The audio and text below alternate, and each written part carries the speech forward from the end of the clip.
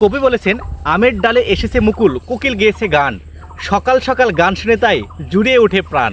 শিমুল গাছে ফুল ফুটেছে, প্রজাপতিরা তাই খুশি, প্রকৃতির এই মায়াবী রূপ দেখে তাই তো আনন্দতে ভাসি। শুকনো ডালে এসেছে প্রাণ, বসন্ত দিয়েছে ধরা, রঙিন এই ফুল দেখে খুশিতে তাই তো আত্মহারা। বন্ধুরা, ষড়ঋতুর দেশ আমাদের এই বাংলাদেশ। আমাদের এই বাংলাদেশে যখন এক একটা ঋতু নিয়ে আসে, এক একটা আগমনী বার্তা নিয়ে আসে নতুনত্বের ভাব। আমাদের এই ছয়টি ঋতুর রাজা বলা হয় বসন্তকে।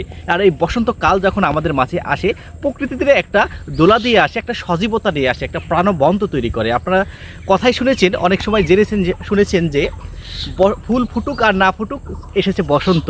কিন্তু এখন পর্যন্ত এমন কোনো বসন্ত আসেনি যেই বসন্তে ফুল ফুটেনি। প্রত্যেকটা বসন্তে কিন্তু ফুল ফুটেছে এবং প্রকৃতিতে সজীবতা দিয়ে, তার রূপ দিয়ে কিন্তু প্রকৃতি সাজিয়েছে। আপনারা বসন্তকাল আসলেই শুনতে পাবেন কোকিলের গান। কোকিলের কুহু কুহু শব্দে কিন্তু আপনার মনটা দোলা দিয়ে যাবে। আমরা ছোটোবেলায় থেকে যখনই আমরা কোকিলের কুহু কুহু শুনেছি, আমরা তার প্রতি উত্তরে নিজেরাও কিন্তু ওই কুহু কুহুই করেছি। আপনারা ছোটোবেলার সাথে হয়তো বা অনেকেরই মিলে যাবে। আমি নিজেও ব্যক্তিগতভাবে যখনই কোকিলের ডাক শুনেছি, আমি নিজেও এই ডাকটা রিপিট করেছি। এতে একটা মজা হয়েছে কি, আমরা যখন এই কোকিলের ডাকটাকে রিপিট করতাম, কোকিল সেটা শুনে শুনে আবারও তিনি কিন্তু জোরে জোরে সেটা এই কুহু কুহু করা শুরু করতো। তো সেটা দেখে কিন্তু আসলে আমাদের কিন্তু ভালো লাগতো। সেই ছেলেবেলাটা এভাবে আমাদের কেটেছে। এখন আমরা কিন্তু কোকিল ডাক শুনে অন্য ভাঙ্গিতে সিনেমাতে বা কুক কুক করে থাকি আমরা বিভিন্ন সিনেমার গানের সাথে। দেখুন, এই যে বলছিলাম যে আমের মুকুলে, আমের ডালের যে সজীবতা, এটা কিন্তু আসলে এই যে এক একটা ফুল ফুটেছে, এটা কিন্তু কৃষকের মুখে হাসি ফুটেছে। শুধু গাছে ফুলই নয়, এটা কিন্তু কৃষকের মুখের হাসি। একটা বছরে এই যে আমের গাছে একটা মাত্র ফসল, কিন্তু প্রতি একটা বছরে এই একবারে এই মুকুল আসবে এবং একবারে আম দেবে, তারপরে কিন্তু আমের গাছে শেষ হয়ে যাবে।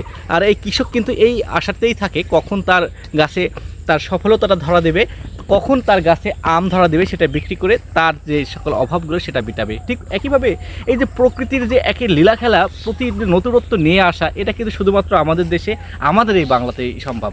দেখবেন যে এই প্রকৃতির এই বসন্তকালে গাছের পাতাগুলো যেমন ঝরে পড়ে, নতুন নতুন গাছের পাতা কিন্তু গজায়, তখন প্রকৃতির যে একটা আসলে যখনই আপনি যেদিকে তাকাবেন সেদিকে কিন্তু একটা মায়াবী একটা ভাব থাকবে। সেটা শুধুমাত্র পাবেন আমাদের এই বাংলাদেশে।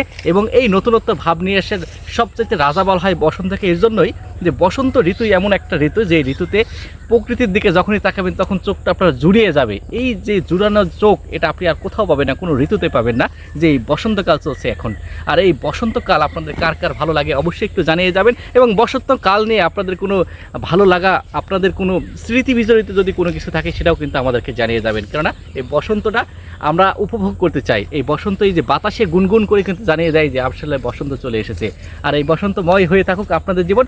বসন্তীয় শুভেচ্ছা দিয়ে এখনকার মতো বিদায় নিচ্ছি। ধন্যবাদ সবাইকে।